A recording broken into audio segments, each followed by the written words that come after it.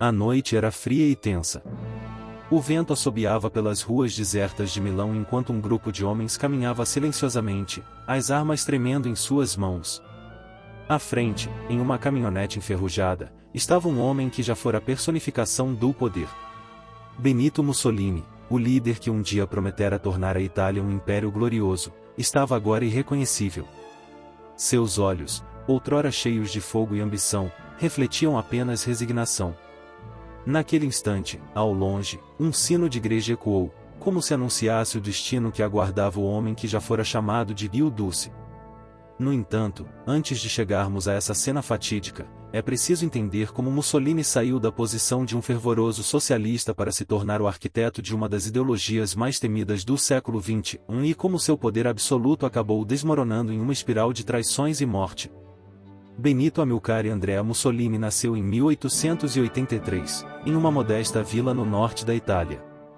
Filho de um ferreiro radicalmente socialista e de uma professora católica, sua infância foi marcada por conflitos ideológicos dentro de casa. Desde cedo, Mussolini demonstrava traços de um temperamento explosivo e uma ambição desmedida, características que moldariam sua trajetória. Na juventude, ele aderiu ao Partido Socialista Italiano, onde encontrou um palco para suas ideias radicais.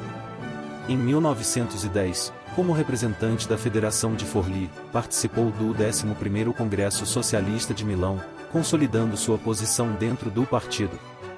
Um ano depois, liderou a seção socialista de Forlì na votação pela autonomia do Partido Socialista Italiano. Foi também em 1911 que Mussolini publicou seu primeiro ensaio relevante, Il Trentino Veduto da un Socialista, na renomada revista literária La Voce.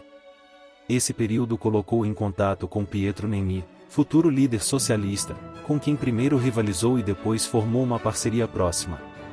Em setembro de 1911, junto com Nenni, Mussolini participou de uma manifestação contra a guerra ítalo-turca na Líbia, liderada pelos socialistas. Ele condenou ferozmente o que chamou de guerra imperialista e chegou a afirmar que a bandeira nacional italiana não passava de um pano para plantar em um monturo.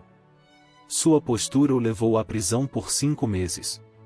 Após sua libertação, foi recebido como herói, sendo aclamado como Il Duce dos socialistas revolucionários da Itália.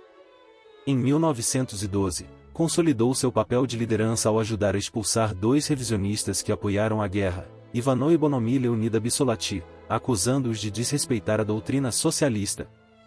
Esse movimento recebeu elogios até mesmo de Lenin, que o descreveu como um passo correto em direção à pureza ideológica. Após esse episódio, Mussolini foi elevado à liderança nacional do partido, colaborando com o jornal Folla sob o pseudônimo L'Uomo che Cerca. Sua reputação crescia rapidamente.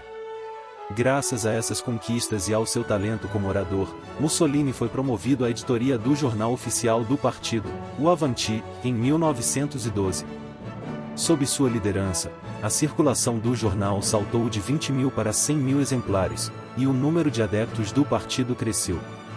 Em Forlì, durante um banquete de homenagem, ele foi novamente saudado como Il Duce, desta vez não apenas da Romagna, mas de toda a ala revolucionária socialista. Jovens como Antônio Gramsci e Amadeu Bordiga começaram a segui-lo com entusiasmo. Contudo, um evento abalaria para sempre suas convicções, o início da Primeira Guerra Mundial. Enquanto seus colegas no partido condenavam o conflito como uma batalha imperialista, Mussolini via a guerra como uma oportunidade. Ele acreditava que a Itália poderia se fortalecer e consolidar sua posição entre as grandes nações. Essa postura provocou um racha com os socialistas.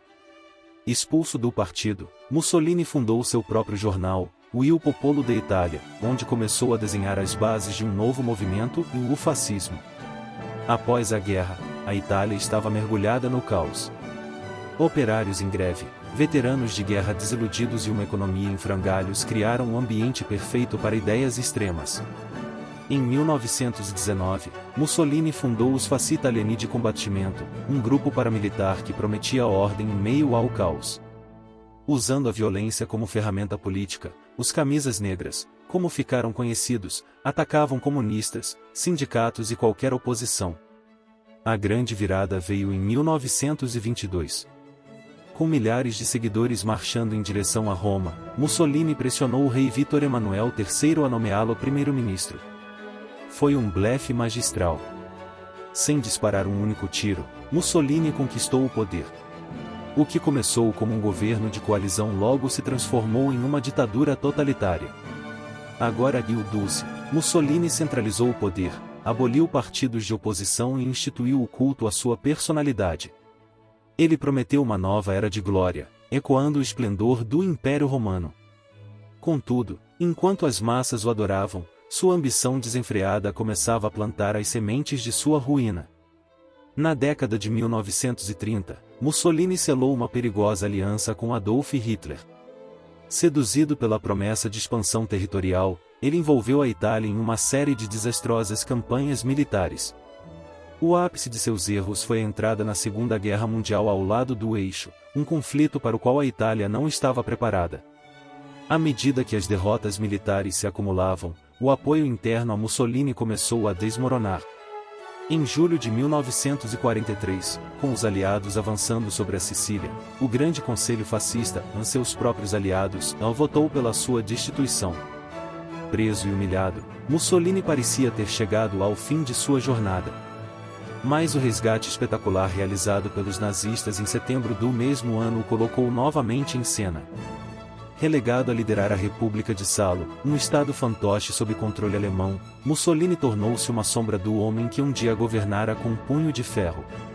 Seu isolamento era palpável, e ele sabia que o tempo estava se esgotando.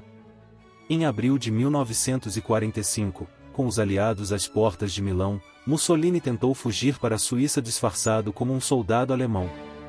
Contudo, ele foi capturado por membros da resistência italiana. Sem julgamento, foi executado sumariamente ao lado de sua companheira, Clara Petaxi. Seus corpos foram levados para Piazza Loreto, em Milão, onde foram pendurados de cabeça para baixo em um posto de gasolina.